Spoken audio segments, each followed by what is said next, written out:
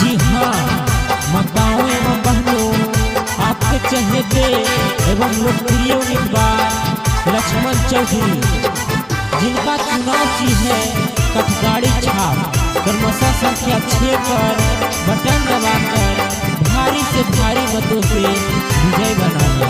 आपका बटन कहाँ दबेगा, कठगाड़ी छप जहाँ रहेगा। सिकंदरा पंचायत की जनता जिंदाबाद, जिंदाबाद, जिंदाबाद। कठगाड़ी छप को निशाना में ये चाची दबाई है जे बटन 6 नंबर पर कठगाड़ी निशाना में ये चाची दबाई है जे बटन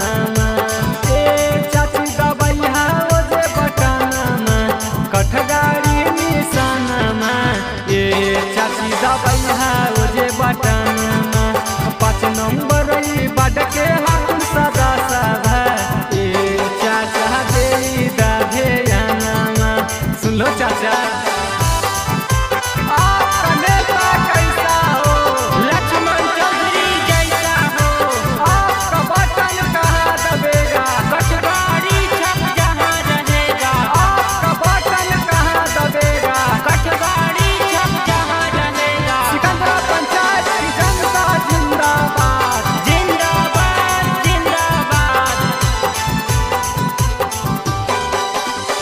शिक्षित उम्मीदवार हकुन करथुन विकास जी, गरीब दुखिया के करथुन कोलनी उपास जी। सुनो चाची,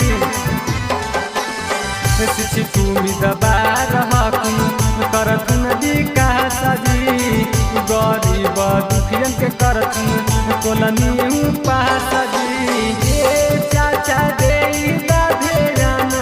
देवैथिन वृद्धा पेंशनमा ये भैया कठगाड़ी निशानमा जाके दबैया ओई जे बटनमा ये चाचा दे दाधे आना। आपका नेता कैसा हो, लक्ष्मण चौधरी जैसा हो। आपका बटन कहाँ दबेगा, कठगाड़ी छप जहाँ रहेगा। आपका बटन कहाँ दबेगा, कठगाड़ी छप जहाँ रहेगा। सिकंदरा पंचायत की जनता जिंदाबाद, जिंदाबाद, जिंदाबाद। विजयी के माला चाचा आइन के पैनाई है, लक्ष्मण चौधरी के वोट दे के जीताई है। सुनो चाची, एक बार मौका जरूरी है।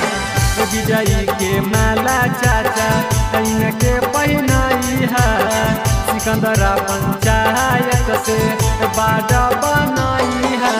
ए भैया मानिला कहाना आज 6 नंबर निशाना में ए भैया कठगाड़ी निशाना में आज उत्तम तनिया गा के कहो गाना में ए भौजी दबाई है जे बटन।